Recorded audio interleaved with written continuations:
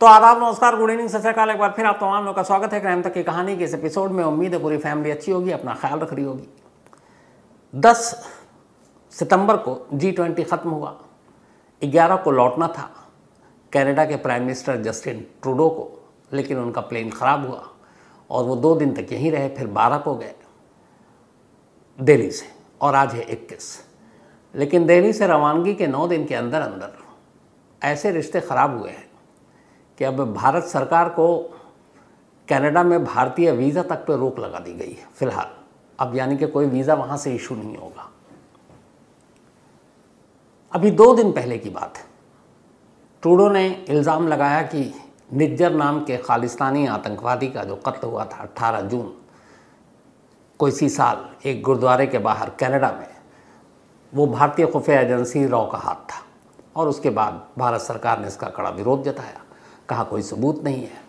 और अभी विदेश मंत्रालय की जस्ट एक प्रेस कॉन्फ्रेंस थी, उसमें कहा गया कि अभी तक कनाडा के प्राइम मिनिस्टर ने और फॉरेन मिनिस्टर ने वहाँ की पार्लियामेंट में जो कुछ कहा और जो इल्ज़ाम लगाया, उसका कोई सबूत भारत सरकार को नहीं दिया है। ये भारत का ऑफिशियल स्टैंड है हमारा कि सबूत नहीं दिया गया। इल्ज़ाम लगाने के बाद दोनों देशों के जो रिश्ते थे उसमें वैसे ही अभी तूफ़ान मचा हुआ था। अभी यही चीज़ थी कि रिश्ते सुधरे, लेकिन ये लीजिए आज सुबह सुबह एक और ख़बर आ गई। ख़बर ये कि उसी कनाडा की सरज़मीन पर एक और मर्डर, एक और कत्ल, और इस बार कत्ल एक गैंगस्टर का, और उस गैंगस्टर का ताल्लुक़ खालिस्तानी समर्थकों से। अब ये दूसरा कत्ल, सोचिए, अभी एक कत्ल को लेकर तो तनातनी चल रही है। कनाडा कह रहा है भारत सरकार से कि भाई आपकी एजेंसी ने मारा है। अब ये दूसरा सर पे आ गया है। लेकिन ये दूसरा पूरी तरह से सर पे आता, उससे पहले एक अजीब चीज़ हुआ ये कि जेल में बंद लॉरेंस बिश्नोई, बहुत नाम सुना होगा आपने, पिछले सिद्धू मूसेवाला के कत्ल के बाद से ही लगातार सुर्खियों में रहना शायद उसके शौक की आदत है। उसने कहा कि ये कत्ल जो अब हुआ है, आज सुबह हुआ है, यानी कि कनाडा के हिसाब से टाइमिंग अलग है हमारी, वो मैंने करवाया। और उसने क्लेम किया फेसबुक के अपने पोस्ट के ज़रिए। कनाडा में आज भारतीय समय के मुताबिक सुबह के 9:30 बजे थे और कनाडा में एक जगह है विनीपिग। इसी विनीपिग के घर में कुछ हमलावर पहुंचते हैं और वहां जाने के बाद एक शख्स वहां मौजूद था जिसका नाम है सुखदूल सिंह गिल उर्फ सुक्खा दुन्ने के, प्यार से सभी से सुक्खा कहते हैं। तो सुक्खा ये घर पे मौजूद था। घर में घुसे और वहाँ उन्होंने, जो हम लोग आए थे, उन्होंने कहा कि तूने मिद्दू खेड़ा को मारा, तूने गोल्डी बराड़ के भाई को मारा और अब तेरी बारी। और इसके बाद उन्होंने कुल 15 गोलियां चलाई। इन 15 में से 9 गोली सिर्फ और सिर्फ सुक्खा के सर में मारी गई। 9 गोली मारने के बाद हमलावर वहाँ से भाग गए। थोड़ी देर के बाद खबर फैल गई। अब लोग इसलिए वहाँ पे जो ख़ासतौर पर अपने इंडियन ठहरे हुए कि अभी तो एक निज्जा जो खालिस्तानी आतंकवादी, उसके कत्ल को लेकर दोनों देशों में इतना तनाव है। अब लो ये दूसरा कत्ल हो गया है। अब पता नहीं क्या हो। लेकिन 9:30 बजे ये कत्ल हुआ। उसके कुछ घंटे के बाद लॉरेंस बिश्नोई का एक पोस्ट आता है और लॉरेंस बिश्नोई इस पोस्ट में कहता है, पूरा हूबहू आपको पढ़ाता हूँ। वो लिखता है, हाँ जी, सत श्री अकाल, राम राम सारियानु। ये सुक्खा दुन्ने के जो बम्बिहा ग्रुप का इंचार्ज बना फिरता था, उसका मर्डर हुआ है कनाडा के विनीपिग सिटी में। उसकी जिम्मेदारी लॉरेंस बिश्नोई ग्रुप लेता है। इस हेरोइन एडिक्ट नशेड़ी ने सिर्फ अपने नशे को पूरा करने के लिए, पैसों के लिए बहुत घर उजाड़े थे। हमारे भाई गुरलाल बराड़, ये गोल्डी बराड़ का भाई है, विक्की मिद्दू खेड़ा जो चंडीगढ़ में जिसके कत्ल के लिए सिद्धू मूसेवाला को भी जिम्मेदार ठहराया गया था, विक्की मिद्दू खेड़ा के मर्डर में इसने बाहर बैठकर सब कुछ किया। संदीप नंगल अंबिया का मर्डर भी इसने करवाया था, पर अब इसके किए हुए पाप की सज़ा इसे मिल गई है। बस एक ही बात कहनी है, जो दुखियाँ तिक्कियाँ अभी रह गई हैं, जहाँ मर्जी भाग लो, दुनिया में किसी भी देश में चले जाओ, ये ना सोचो हमारे साथ दुश्मनी लेकर बच जाओगे। टाइम ज़रूर कम ज़्यादा लग सकता है, लेकिन एक एक को अपने किए कामों की सज़ा मिलेगी। फिर नीचे राम राम सत श्री अकाल ये लिखा हुआ है। तो ये एक फेसबुक पे पोस्ट आया कनाडा में हुए कत्ल के कुछ घंटे के बाद भारत के जेल में बंद लॉरेंस बिश्नोई की तरफ से। अब ये सुक्खा है कौन जिसका कत्ल हुआ? ये मोगा का रहने वाला है, पंजाब के, और एक ज़माने में ये क्लब था सरकारी दफ्तर में, लेकिन फिर इसने जुर्म की दुनिया पकड़ ली, नशे की लत लग गई, फिर इसके ऊपर धीरे धीरे मर्डर और बाकी चार्जेस लगे। 4 मर्डर के केस थे इसके ऊपर। कहा गया कि ये बॉम्बेहा ग्रुप से भी जुड़ा, बॉम्बेहा ग्रुप जिसकी दुश्मनी लॉरेंस बिश्नोई गैंग से है। फिर बॉम्बेहा ग्रुप के लिए काम किया, धीरे धीरे दुश्मनी बढ़ती गई। इसे भी लगा कि अब पुलिस भी ढूंढ रही है, इधर बॉम्बेहा ग्रुप का एंटी गैंग भी ढूंढ रहा है। 2017 में यानी कि 2017 में सुक्खा जो है यानी कि सुखदुल सिंह गिल उर्फ सुक्खा दुन्ने के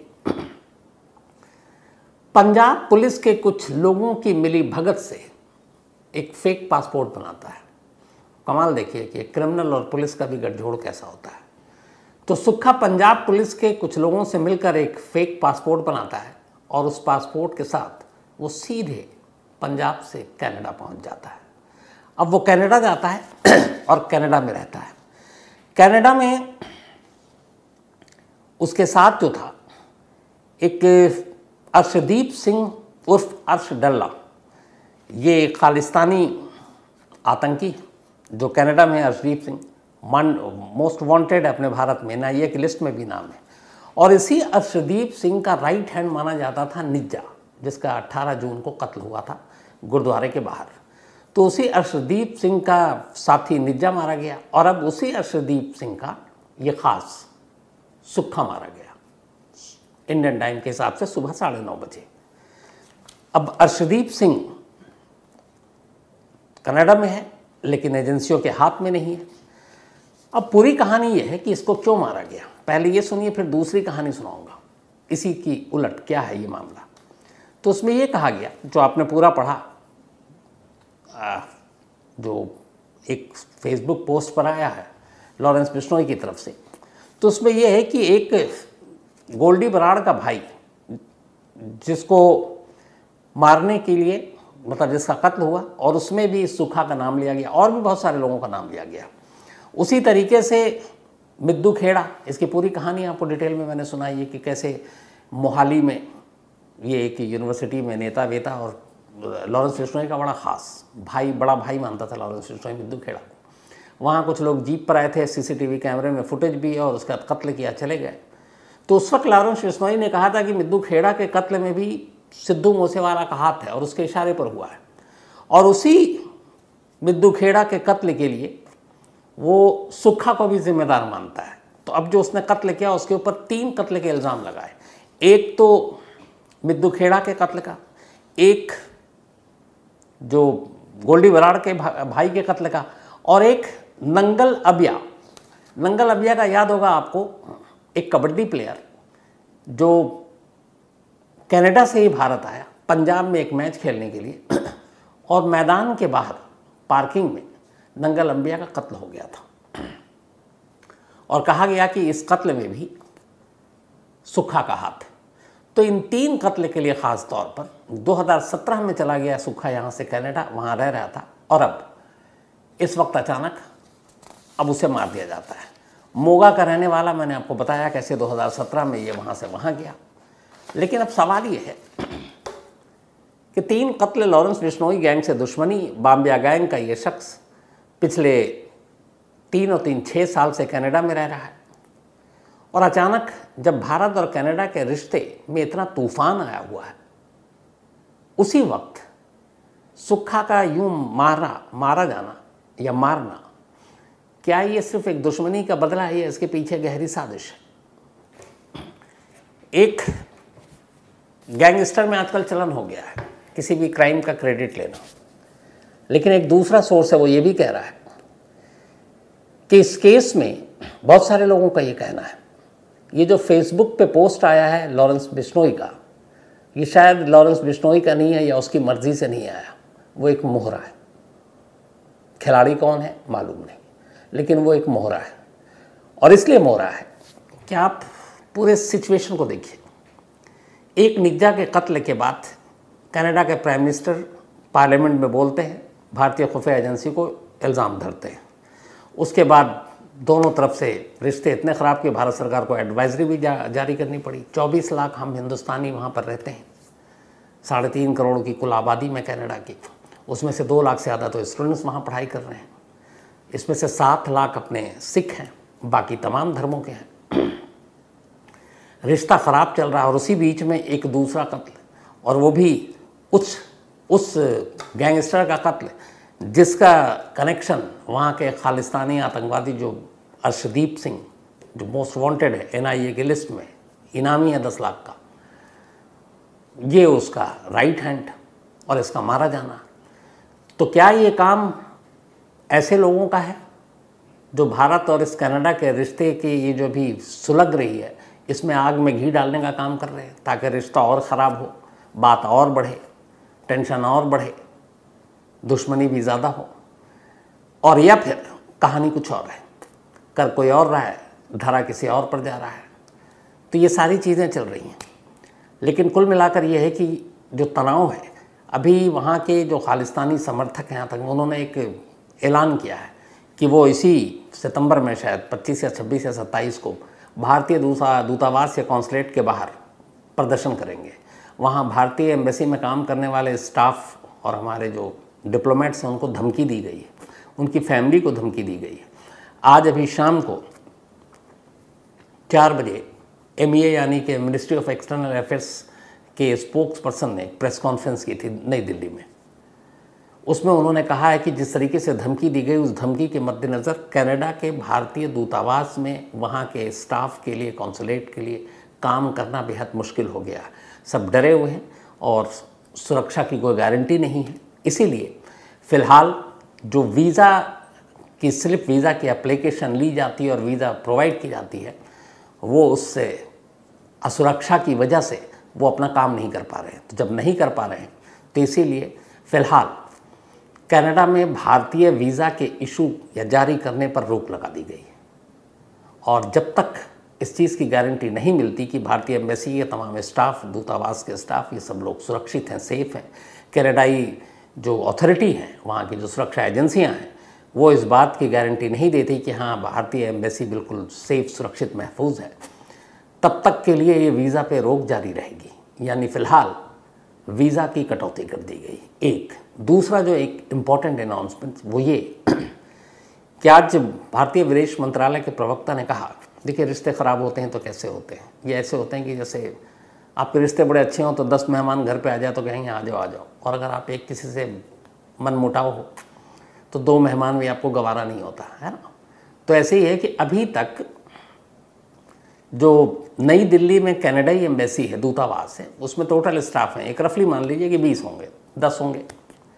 तो अब यह है कि नहीं, हमारे जो कनाडा में एम्बेसी में स्टाफ हैं उनके मुकाबले नई दिल्ली में कनाडा के स्टाफ ज़्यादा है। तो अब इसीलिए जितने हमारे वहाँ हैं उतने ही यहाँ इनके रहने चाहिए। तो जो बाकी एक्स्ट्रा हैं, सपोज़ अगर कनाडा में हमारे 15 हैं और यहाँ 20 है, तो फिर इनके कनाडा के बाकी के जो 5 लोगों को कहा जाएगा, भाई जितने मेहमान हमारे वहाँ आपके उतने ही मेहमान आप यहाँ रहो, तो 5 को बाहर। ये स्टेप हो चुका है। आज इसकी मिनिस्ट्री, जो एक्सटर्नल मिनिस्ट्री है, उसके स्पोक्स पर्सन ने बाकायदा प्रेस कॉन्फ्रेंस में ऑफिशियल ये कहा कि उनकी मतलब लोग ज़्यादा है नई दिल्ली में कनाडाई एम्बेसी के।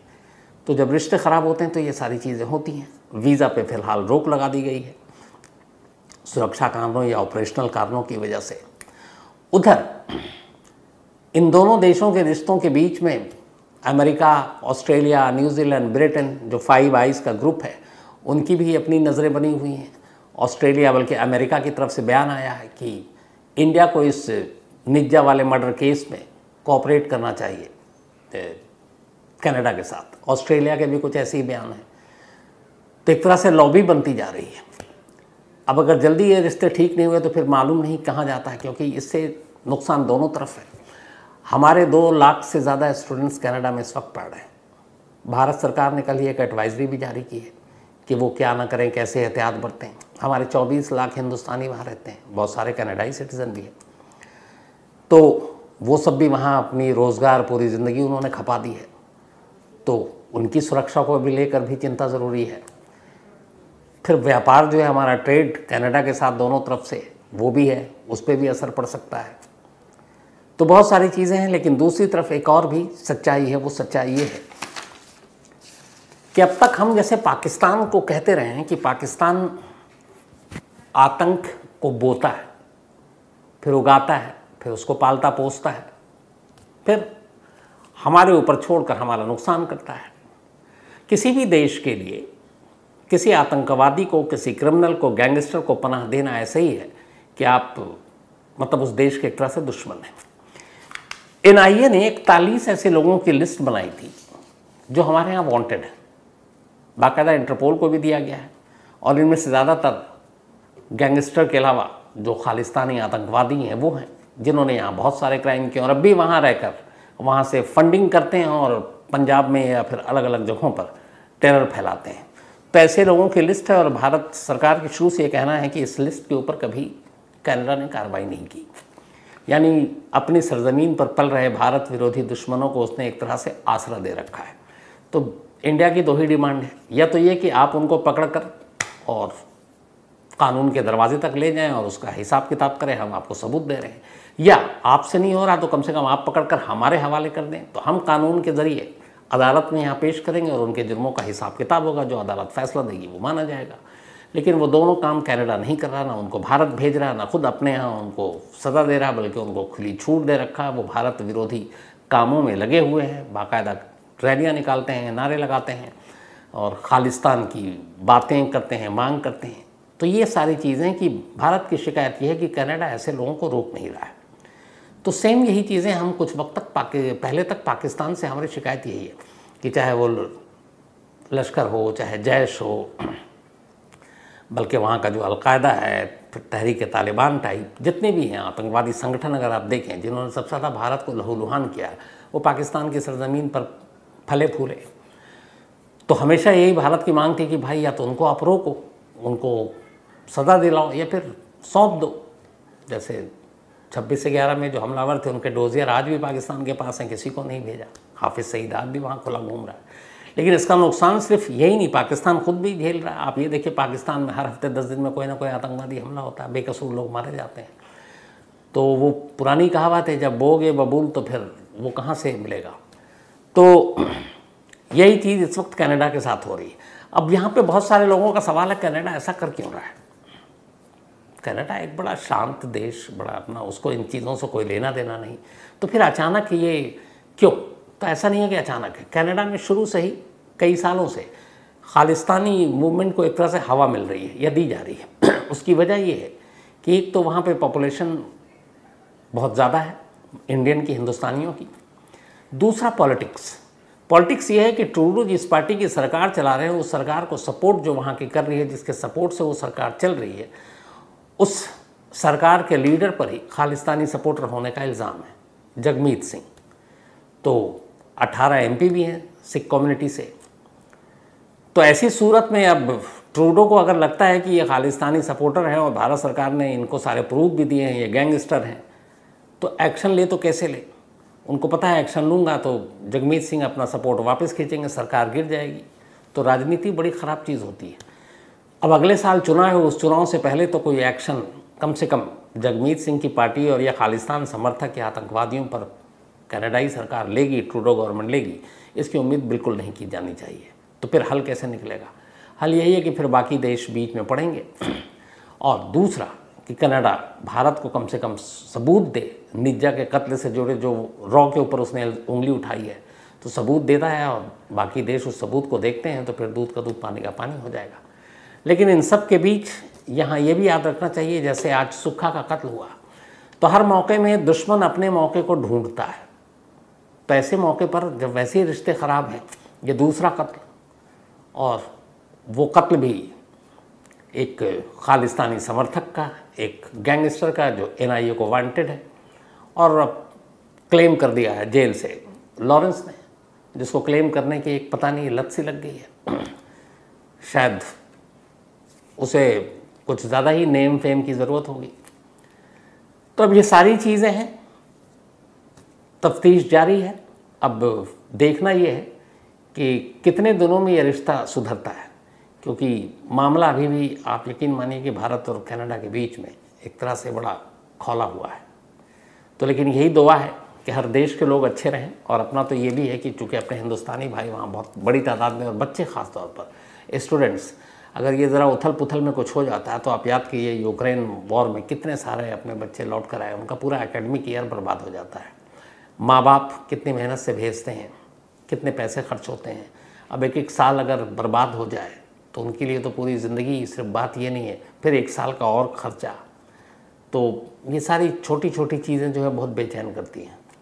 तो यही इसीलिए दुआ है कि सब कुछ ठीक हो, सभी शांति से जिएं और जीने दें, और कनाडा का ये मसला जल्द से जल्द सुलझ जाए।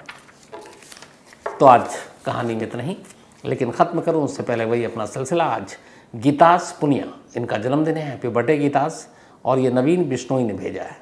पूजा कामती का भी आज जन्मदिन है, तो हैप्पी बर्थडे पूजा। और ये राज और स्वप्ना जी और रमेश जी, इन्होंने भेजा है। रेहान भाटिया का भी आज जन्मदिन है, तो हैप्पी बर्थडे रेहान। और ये राज एंड विजय राजवंश ने भेजा है कैलिफोर्निया से। साथ ही पूर्वी कामत, इनका भी बर्थडे है, तो हैप्पी बर्थडे पूर्वी। और ये संतोष कामत जी ने भेजा, उनकी बिटियां हैं। जानवी गौर जी का भी आज जन्मदिन है, तो हैप्पी बर्थडे जानवी। और ये सुजीत सिंह गौर ने भेजा है। साथ ही यूनिता गुइदे, यूनिक नेम है, ये म्यांमार में रहती हैं, और इन्होंने एक मेल लिखा है हिंदी में, और बहुत खूबसूरत हिंदी लिखी है आपने यूनिता जी, थैंक यू सो मच, और आपके प्यार के लिए। और पक्का मैं जल्दी म्यांमार की कहानी को सुनाता हूँ। इसके अलावा अमलियान कुमार दास, इन्होंने कहा कि क्या कोई पुलिस, जैसे दिल्ली में तमाम देशों के, हर देश की राजधानी में एम्बेसी होती है, तो क्या दिल्ली पुलिस कनाडा की एम्बेसी में या पाकिस्तान की एम्बेसी में, यूएस किसी भी एम्बेसी में घुसकर किसी को अरेस्ट कर सकती है? बिल्कुल नहीं कर सकती। ये जो एक और पिछली बार किसी ने सवाल पूछा था कि एम्बेसी क्यों होती है, तो एम्बेसी एक तो आपको, जैसे वीज़ा लेंगे तो आप कहाँ जाएंगे, कनाडा का वीज़ा चाहिए तो हम कनाडा जाकर थोड़ी मांगेंगे, यहाँ पे उनका कोई एक दफ्तर होना चाहिए। तो एक तो वीज़ा के लिए, दूसरा डिप्लोमेसी रिश्ते के लिए। जैसे अभी कुछ हो रहा है कनाडा में, तो हम अब कनाडा को डायरेक्ट कैसे हड़काएंगे, तो हम उसके एम्बेसी के एम्बेसडर को बुलाएंगे, फॉरेन मिनिस्ट्री बुलाएगा, और बुला के अपनी नाराज़गी जताएगा कि आप ये ठीक नहीं कर रहे हो। तो उसी तरीके से जो एम्बेसी होती है, वो जिस देश की भी एम्बेसी है, उस एम्बेसी की बाउंड्री जहाँ से शुरू होती है और जहाँ पे ख़त्म होती है, उस एम्बेसी के अंदर अगर कोई क्राइम होता है तो फिर उस देश का कानून, उस देश का जो नियम है, वो वही लागू होगा। अगर सपोज़ नई दिल्ली एम्बेसी के अंदर किसी कैनेडियन का कोई कत्ल हो जाता है, तो फिर उस कत्ल की सज़ा और जांच कैसे होती है, ये जो कनाडा का रूल है, कानून है, उसी हिसाब से चलेगा। इसका बेस्ट एग्जांपल लेता हूँ आपको।